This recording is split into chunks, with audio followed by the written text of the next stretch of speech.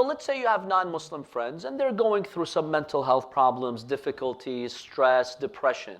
How can you help them when they don't believe in what you believe? The beauty of religion, of spirituality, is that it's found in your fitrah. There are some things you can you can make the human being see, even if they don't believe in the Quran and Islam. You can let them connect to that fitrah. So non-Muslim friends, when they go through difficulty, there are simple ways to get them out of that depression. Number one, tell them, look at this universe. Look at the vast complexity of this universe. The solar system, the galaxies, every atom knows what it's doing. Tell this person, I don't know what you believe in, whether you believe in anything or not, but when you see this complex design, don't you see there's purpose? There is purpose out there. Right now you're feeling depressed, but don't worry, there is a greater power that created the universe that has a plan for you. Every animal knows what to do. You don't really see confused animals. Animals know what to do. The bee knows what to do, where to get honey from. The ants know where to go and come. You know, sometimes you see the ants roaming around, you think they're lost. No, I mean, they're not lost. You're lost, they're not lost. You'll get lost 10 times before the ant gets lost. They know exactly what they're doing. كُلُّ دَابَّةٍ آخِذٌ بِنَاصِيَتِهَا. Everything knows what it's doing, from the ant. The virus knows what to do. The cell knows what to do. The atom knows what to do. Tell this person, don't you see these signs? There is purpose behind this creation. The one who created the universe can take care of you. It's okay. Number two, tell the person, don't think of the future. Things change. All the time we see people in society changing. Tell them there are people depressed like you. They became suicidal like you. Now they're happy. You can be happy like them. What's different about you? Why do you think you're the exception? Tell them, I'll show you studies, and go online, find those studies. I'll show you thousands of people whose mental health was suffering. They were depressed. They were stressed out. But now they're doing good. They're good.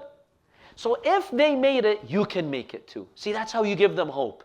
Tell them others went through what you're going through and they made it.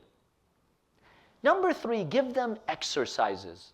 Now we Muslims, one of the exercises we do is to take a deep breath and say, La ilaha illallah. That's really helpful. Of course, the person is not a Muslim. Just tell them breathing exercises. You know how much it helps? Tell them sit somewhere, beautiful nature, there's a nice, waterfront. Sit there and just avoid stress and breathe heavily. If you breathe properly, you can control your pain. Physical pain and psychological pain. Does wonders, subhanAllah.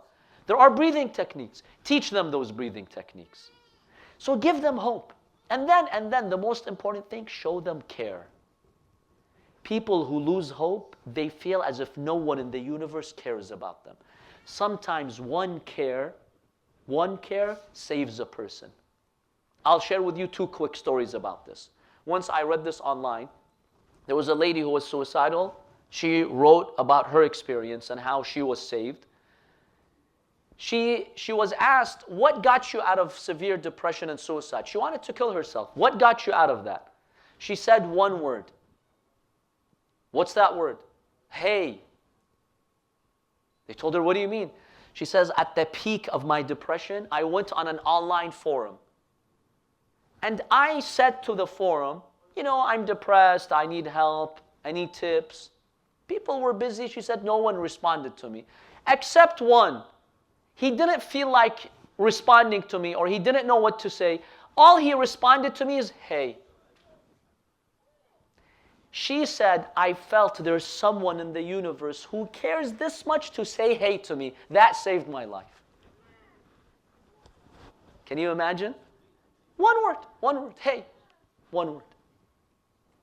The second story is one that happened in the Netherlands. It was the Prophet's birthday, sallallahu alaihi wasallam. So this, I think, 6-year-old kid, 9-year-old kid, he went in the neighborhood passing flowers. He knocks at the door of a lady. He doesn't know who's in the house. He knocks at the door. A minute later, somebody opens the door. Usually they open it quicker. This took some time. He sees an elderly lady, maybe in her 50s, 60s, opening the door. She tells him, what do you want? She says, it's the Prophet's birthday. I want to give you flowers. Here's a gift. Later, the media interviewed this lady. You know what she said? She said, I live alone. I live in loneliness. I have no one who cares about me. That day, I went in my room to hang myself.